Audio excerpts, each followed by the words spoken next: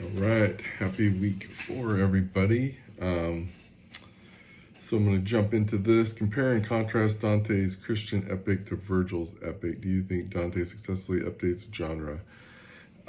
So for me, the one thing I noticed was I felt like Virgil's epic was more of a relatable. I don't know if relatable is the right word, but more of a real world story.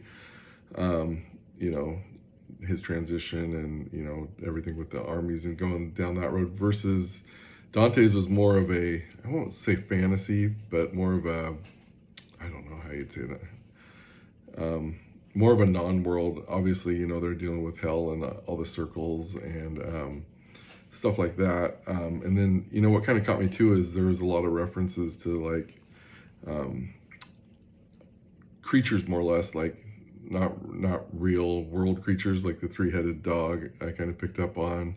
They're talking about having 3 throats and just all the different creatures in this, explaining stuff, and it just seemed more of a fantasy type. But I realized I was trying to kind of convert that into the Christian thinking of what is hell like, and this is what hell's like, and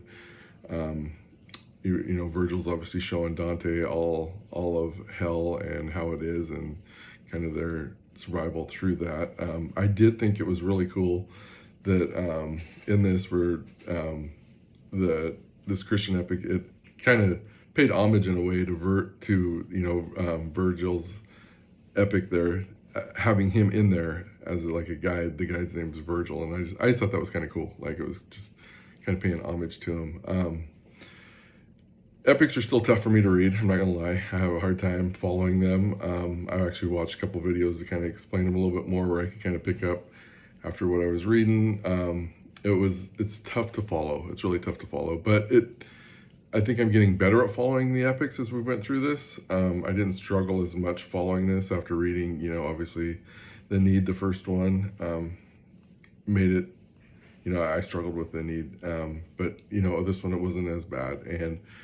And maybe that's kind of an update to, it being written later and making it, the word choices and stuff, more easier to follow. I don't know.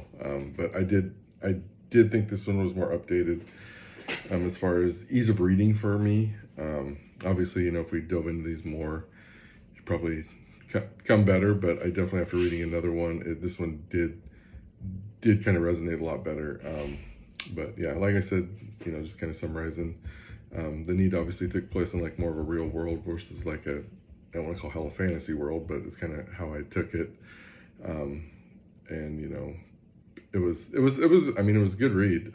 Just hard to follow, and I have to rely back on even our instructor videos, or obviously I go to YouTube videos, and there's a couple of times I Googled some stuff to kind of come up with, figure out what I was exactly reading. So anyway, I look forward to hearing what everybody else has to say about week 4 and yeah, Dante's epic. So I hope everybody has a good week 4, and look forward to the comments. Thanks, bye.